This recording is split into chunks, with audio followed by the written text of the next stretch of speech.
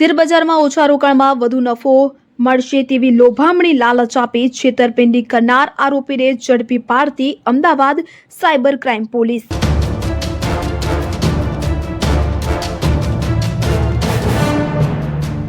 તો શેરબજારમાં ઓછા રોકાણમાં વધુ નફાની લાલચ આપી નિવૃત્ત આર્મી મેન અને બેંકના ડિરેક્ટરે સાયબર ફ્રોડનો ખેલ રચ્યો। ટેલિગ્રામથી ચાઇનીઝ વ્યક્તિ સાથે મળીને સામાન્ય લોકોના 109 બેંક એકાઉન્ટોનો ઉપયોગ કરી લાખો રૂપિયાને ક્રિપ્ટોમાં કન્વર્ટ કરી છેતરપિંડી આચરી હતી। ત્યારે આ ગેંગના હૈદરાબાદના 2 આરોપીઓની અમદાવાદ સાયબર ક્રાઇમ બ્રાન્ચે ધરપકડ કરી છે। અમદાવાદ સાયબર ક્રાઇમના એસીપી હાર્દિક માંકડિયાએ ઘટના અંગે જણાવ્યું હતું કે ફરિયાદ વિગતવાર જોઈએ તો ફરિયાદીને એક વોટ્સએપ નંબરથી શેરબજારમાં રોકાણ કરવાના બહાને મેસેજ આવ્યો હતો। તેને રોકાણથી વધુ નફો મળશે તેવી લોભામણી લાલચ આપીને ફસાવવામાં આવ્યો હતો। ત્યારબાદ તેમને એક ટેલિગ્રામ ગ્રુપમાં જોડાવા માટે આવ્યા હતા।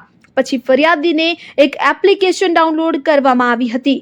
તેમની અંગત માહિતી લેવાના બહાને પહેલા એપમાં તેને પૈસા આપવામાં આવ્યા હતા અને આ જ એપ્લિકેશનમાં તેમને તે રોકતા તગડો પ્રોફિટ થયો એવું દેખાડવામાં આવ્યું।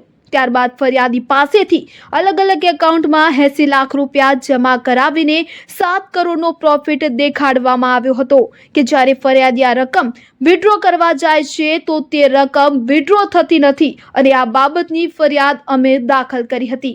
વધુમાં તેમણે જણાવ્યું હતું કે ચાઇનીઝ વ્યક્તિ તેઓને અલગ અલગ એકાઉન્ટમાંથી પૈસા ટ્રાન્સફર કરે છે। બીજો આરોપી કે જે બેંકનો ડિરેક્ટર છે તેને પોતાની બેંકના અલગ અલગ લોકોના 109 બેંક એકાઉન્ટનો ઉપયોગ કર્યો હતો। પોતે ક્રિપ્ટો ટ્રેડિંગમાં ક્લાસીસ આપવાનું કામ કરે છે એટલે આ અલગ અલગ લોકોના ખાતામાં ફ્રોડના રૂપિયા જમા કરાવીને અયપ્પા અને વેકી પોતે બંને વચ્ચે 5-10% કમિશન લેતા હતા। તો છેલ્લા 1 વર્ષથી આ પ્રકારની ગેરકાયદે પ્રવૃત્તિઓ સાથે સંકળાયેલા છે।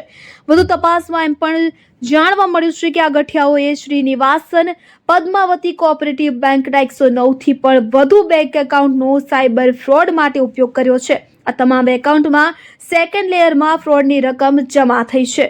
આ બેંક એકાઉન્ટ વિરુદ્ધ સમગ્ર દેશમાં 1182 જેટલી સાયબર ક્રાઇમની ઓનલાઈન ફરિયાદો નોંધાયેલી છે અને અમદાવાદ સાયબર ક્રાઇમના 5 ગુનાઓ ડિટેક્ટ થયા છે।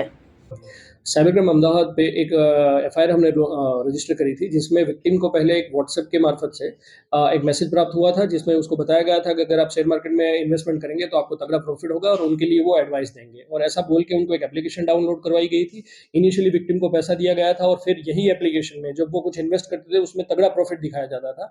ऐसे करके विक्टिम के पास से 80 लाख से ज़्यादा पैसा इन्वेस्ट करा के और उसमें प्रॉफिट दिखाया गया था 7 करोड़। जब विक्टिम पैसा विड्रॉ करने जाता है तो ये पैसा विड्रॉ नहीं होता। इस तरह से विक्टिम को फ्रॉड हुआ था।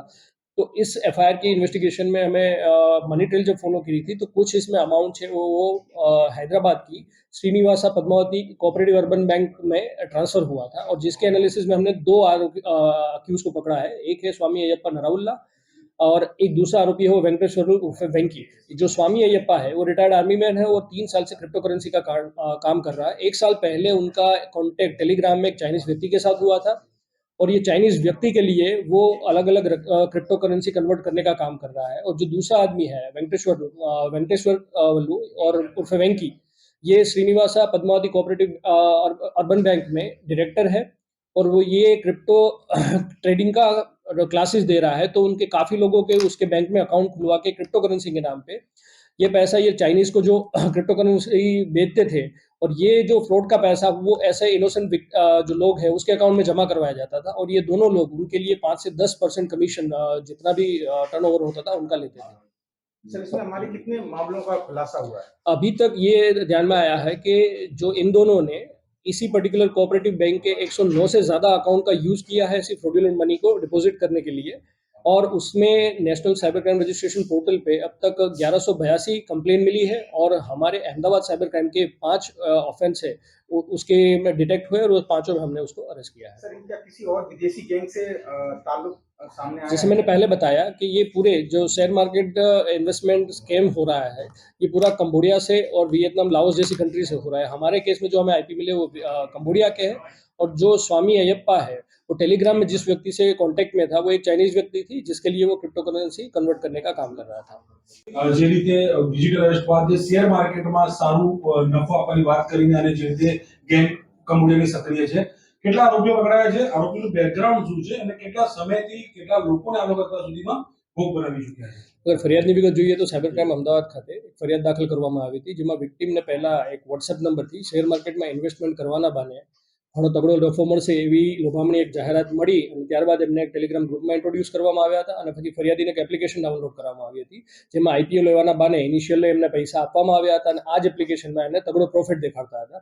તો આવી રીતના અલગ અલગ અકાઉન્ટમાં ફરિયાદી પાસેથી ટોટલ 80 લાખથી વધારે રૂપિયા જમા કરાવી અને એમાં 7 કરોડનો પ્રોફિટ દેખાડવામાં આવ્યો હતો. અને પછી જ્યારે આ ફરિયાદીએ વિડ્રો કરવા જાય છે તો આ રકમ વિડ્રો થઈ શકતી નથી, એટલે એ બાબતની ફરિયાદ અમે દાખલ કરી હતી.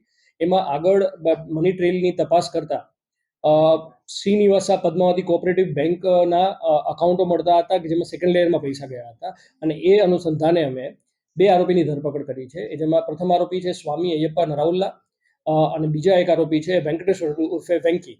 તો આ આરોપીઓ છે જે સ્વામી જે અયપ્પા છે એ પોતે રિટાયર્ડ આર્મી મેન છે અને છેલ્લા 3 વર્ષથી ક્રિપ્ટો ટ્રેડિંગનું કામ કરે છે.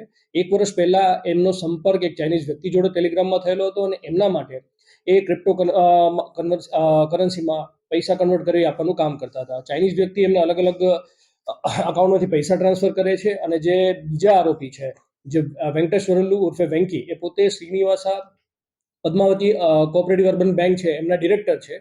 એટલે એમને એમની બેંકના અલગ અલગ લોકોના 109 ખાતાનો ઉપયોગ કરેલો હતો. પોતે એ ક્રિપ્ટો ટ્રેડિંગમાં ક્લાસીસ આપવાનું કામ કરે છે, એટલે આ અલગ અલગ લોકોના ખાતામાં એ ફ્રોડના રૂપિયા જમા કરાવીને અયપ્પા અને વેંકી આ પોતે બંને વચમાં 5 થી 10% કમિશન લેતા હતા અને છેલ્લા 1 વર્ષથી આ પ્રકારની પ્રવૃત્તિ કરી રહ્યા હતા. અને આમાં તપાસમાં અમને એ જાણવા મળ્યું છે કે અત્યારે 109 થી વધારે અકાઉન્ટ એમને આ પર્ટિક્યુલર કોઓપરેટિવ બેંકના યુઝ કરેલા છે, જેમાં બધામાં સેકન્ડ લેયરમાં ફ્રોડની રકમ જમા થયેલી છે અને એમાં આખા ઇન્ડિયામાં 1182 જેટલી સાયબર ક્રાઇમની કમ્પ્લેન એનસીસીઆરપી પોર્ટલમાં થયેલી છે અને અમદાવાદ સાયબર ક્રાઇમના 5 ગુના આમાં ડિટેક્ટ થયેલા છે. સર, આ જે સેકન્ડ લેયરના પૈસા જોતા પછી આગળનું જે ક્રિપ્ટોકરન્સીમાં કઈ રીતે મતલબ એ લોકો કન્વર્ટ કરતા હતા? આમાં જે મુખ્ય આરોપી હોય છે કે જે 5 કેસ છે એમાં અમુક કેસના જેમના આઈપી ટ્રેસ થયા છે એ કંબોડિયાના હોય છે, એટલે જે ત્યાં બેઠા જે ફ્રોડસ્ટર છે એ વિક્ટીમને ફસાવાનું કામ કરે છે અને એમના પૈસા પહેલા ડમી એકાઉન્ટમાં જમા કરાવે છે. આ રકમને ઇન્ડિયા બહાર લઈ જવા માટે અયપ્પા અને વેંકી જેવા લોકો મદદ કરતા હોય છે, જે આ ફ્રોડની રકમને ક્રિપ્ટોકરન્સીમાં કન્વર્ટ કરી દેતા અને એની બદલેમાં પૈસાનું કમિશન લેતા હોય છે.